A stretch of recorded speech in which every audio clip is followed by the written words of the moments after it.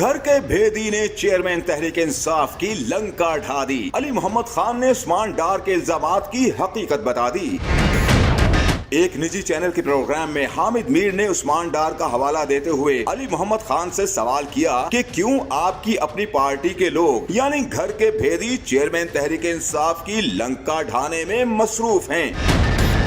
जिसके जवाब में अली मोहम्मद खान ने कहा कि आप उस्मान डार के हवाले से ऐसा नहीं कह सकते क्योंकि उस्मान डार का इस इंटरव्यू के बाद कोई बयान सामने नहीं आया, इसलिए ये क्लियर नहीं है कि उन्होंने वो बयान किसी प्रेशर में दिया या आजादी के साथ दिया।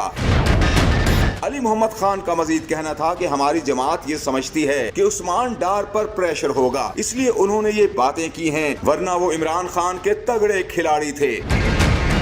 अली मोहम्मद खान ने यह भी कहा कि इमरान खान ने मेरे सामने कभी भी किसी भी इदारे पर हमले या उसे नुकसान पहुंचाने की बात नहीं की। इस तरह के इल्जामात प्रेशर डालकर दिलवाए जा रहे हैं और अब इसी वजह से हमारे पार्टी रहनुमा पहले ही बयाने हल्फी दे रहे हैं।